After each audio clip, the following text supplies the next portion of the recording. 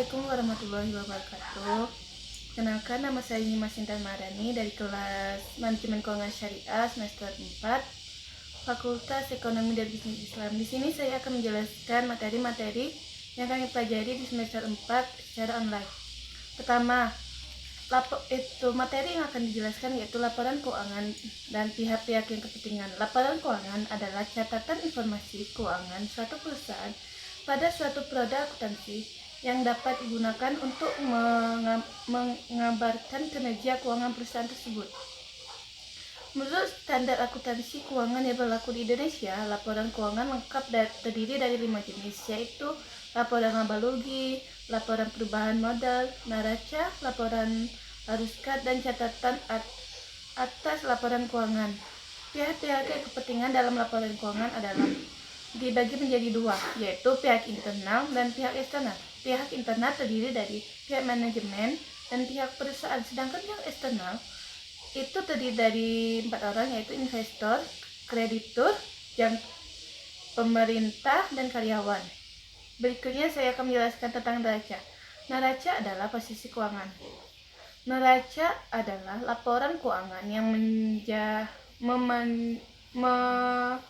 manajemenkan aktiva, kewajiban, dan modal perusahaan pada tanggal tertentu atau waktu tertentu, biasanya akhir bulan, akhir semester, atau akhir tahun.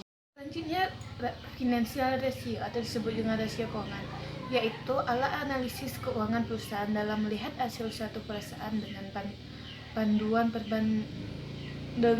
perban data keuangan yang ada dalam laporan keuangan, seperti neraca, laporan laba atau rugi, laporan aliran kas, dan lain-lainnya. Kegunaan dari rasio keuangan. Kegunaan dari rasio keuangan bagi manajer. Bagi manajer, rasio ini digunakan untuk membantu menganalisis, mengendalikan, dan kemudian meningkatkan operasi perusahaan. Kemudian kegunaan rasio keuangan bagi analisis kreditur. Kegunaan dari ini yaitu petugas bank bisa menganalisis atau melihat sejauh mana perusahaan tersebut bisa mengembalikan atau seberapa besar perusahaan tersebut bisa meminjam uang kepada kreditur. Kemudian rasio keuangan bagi analisis saham, yaitu ditarik pada efisien rasio dalam prospek pertumbuhan perusahaan. Kemudian saya akan menjelaskan tentang rasio likuiditas, adalah rasio yang digunakan untuk mengukur likuid perusahaan tersebut. Kemudian rasio probabilitas, yaitu rasio yang digunakan untuk melihat hasil akhir dari sejumlah kebijaksanaan dalam keputusan yang dihasilkan oleh manajer. Kemudian rasio aktivitas adalah rasio yang menunjukkan keefektifan sebuah perusahaan. Kemudian saya menjelaskan tentang rasio leverage atau disebut juga dengan rasio keuangan, solvabilitas, yaitu rasio keuangan suatu perusahaan untuk memenuhi kewajiban perusahaan dalam jangka panjang. Kemudian saya akan menjelaskan tentang rasio pasar, yaitu rasio yang mengukur kinerja keuangan perusahaan tercatat terkait dengan nilai pasar sahamnya. Saya akan menjelaskan tentang manajemen model kerja, adalah manajemen pada aktiva dan pasiva lancar. Menurut Muslik tahun 2005, model kerja memberikan terkait besar investasi yang dijalankan perusahaan pada aktiva lancar dan hutang lancar yang diklaim oleh perusahaan. Selain itu, hal penting lainnya adalah investasi pada piutang barang atau aktiva liquid yang sangat sedikit pada tingkat produktivitas dan penjualan. Konsep model kerja dan jenis model kerja. Konsep model kerja dibagi menjadi 3, yaitu konsep kuantitatif, konsep kualitatif, dan konsep fungsional. Kemudian jenis-jenis model kerja. Model kerja dibagi menjadi 2, yaitu model kerja permanen dan model kerja variabel. Pendekatan model kerja yaitu konsep kualitatif menyatakan pengertian model kerja adalah selisih aktiva lancar dengan hutang jangka pendek. Defisit tersebut berarti jumlah aktiva lancar dari pemilik perusahaan harus sesuai dengan pinjaman jangka panjang. Kemudian saya akan menjelaskan tentang analisis kebutuhan model kerja.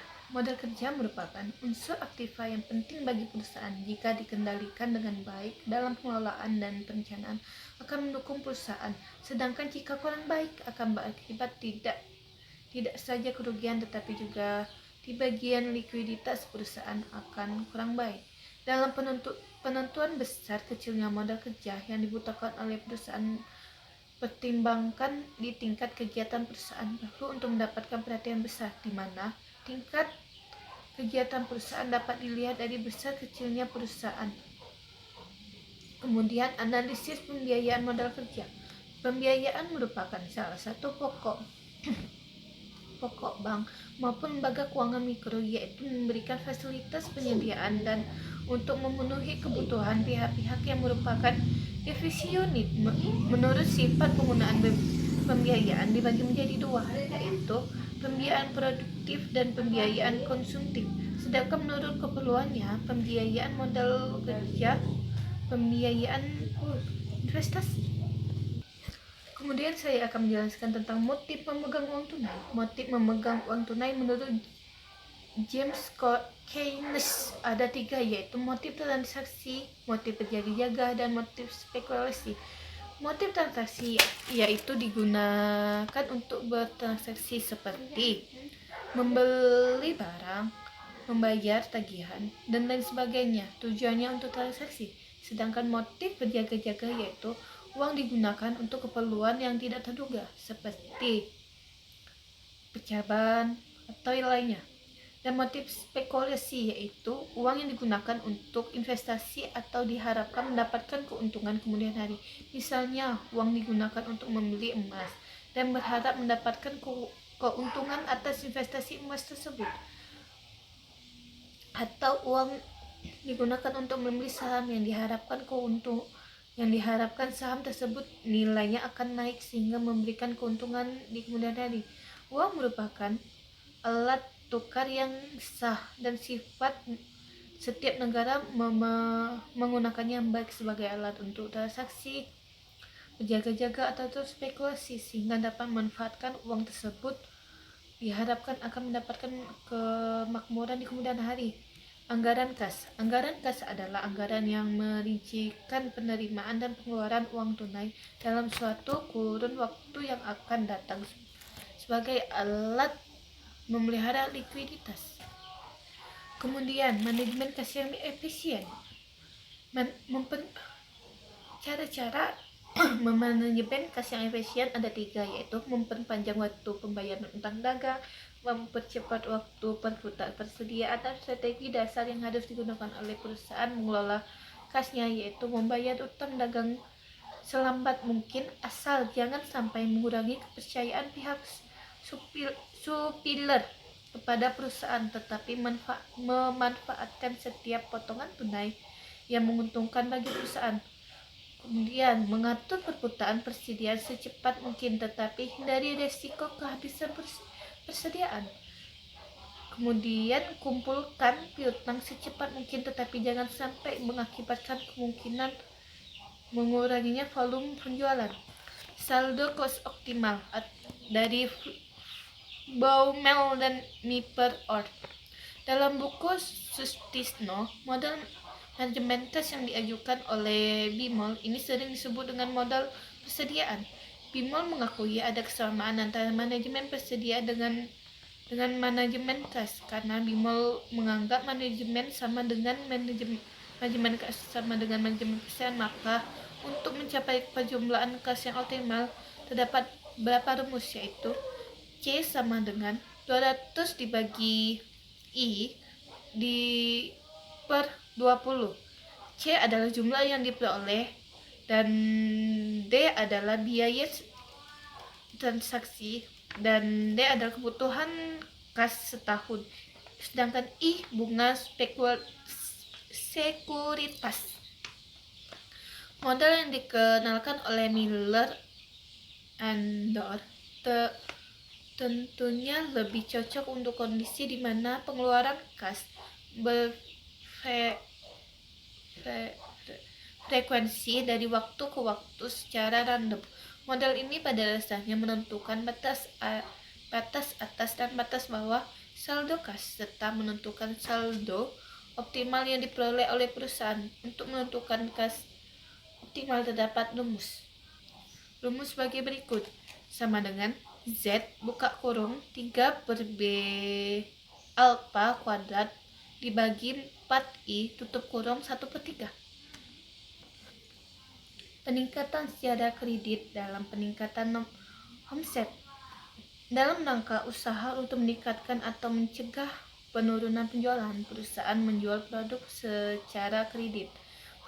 Penjualan kredit tidak segera menghasilkan kas tetapi menimbulkan piutang.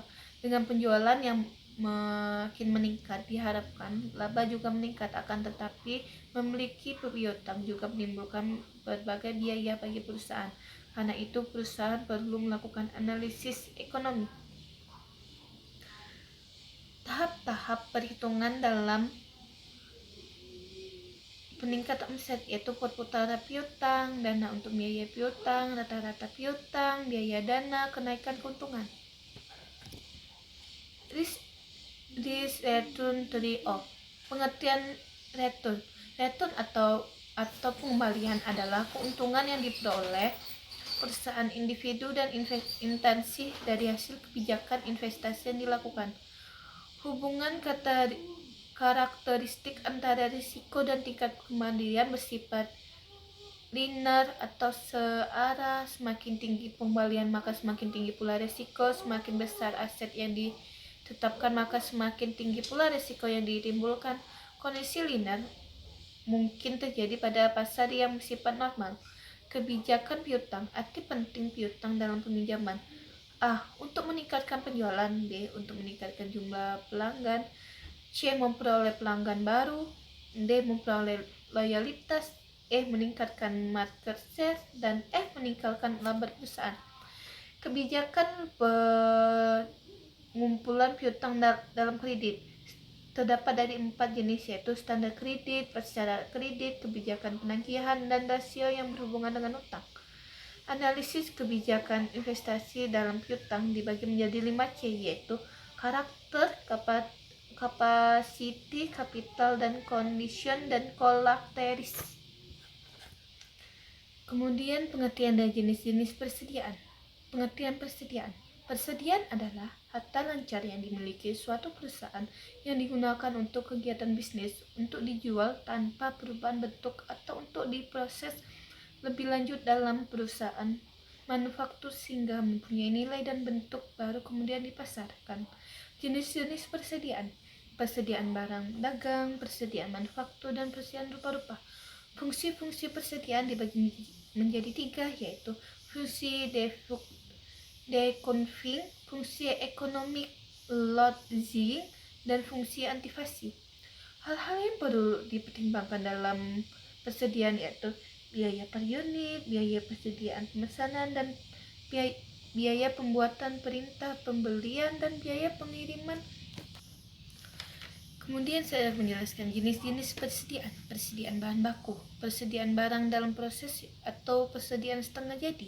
Persediaan barang jadi, jumlah pemesanan yang ekonomis, biaya simpanan, biaya pesanan, titik pesanan kembali. Biaya simpanan dibagi menjadi terdapat dari 3 bagian, yaitu biaya sewa, biaya pemeliharaan, dan materi untuk kemungkinan rusak. Biaya asuransi dan biaya modal. Biaya pesanan. Biaya ini meliputi biaya administrasi, biaya penerimaan pesanan, dan biaya penerimaan barang yang dipesan, biaya processing dalam. Kemudian yang terakhir saya akan menjelaskan tentang sumber dana dan tipe-tipe pendanaan jangka pendek. Sumber dana menurut asalnya dibagi menjadi 2, yaitu sumber internal dan sumber eksternal. Sumber dana internal yaitu sumber dana yang ditinjau dari asalnya pada dasarnya dibedakan menjadi sumber ini berasal dari perusahaan atau berasal dari orang-orang dari perusahaan tersebut. Sedangkan sumber eksternal yaitu sumber berasal dari luar perusahaan. Pihak yang didasar memberi sumber dana ini biasanya supplier, bank, dan pasar modal yaitu atau disebut dengan capital market. Tipe-tipe pendanaan jangka pendek. A. Pendanaan spontan. Jenis pendanaan yang berupa secara otomatis dengan perubahan tingkat kegiatan perusahaan atau merupakan jenis pendanaan yang diperoleh dari operasi normal perusahaan dengan dua sumber pembiayaan meliputi hutang dagang dan kewajiban yang masih harus dibayar. B. Pendanaan tidak spontan. Jenis pendanaan yang tidak berubah secara otomatis dengan perubahan tingkat kegiatan perusahaan. Contoh utang dari bank. Kemudian saya akan menjelaskan tentang suku bunga efektif. Ialah bunga yang memperhitungkan di dasarnya atas nilai sisa pinjaman pada saat dilakukan perhitungan. Rumus bunga efektif yaitu bunga per bulan sama dengan saldo akhir periode dikali suku bunga per tahun dibagi 12. Sekian dari penjelasan saya untuk UTS hari ini. Saya akhiri. Wassalamualaikum warahmatullahi wabarakatuh.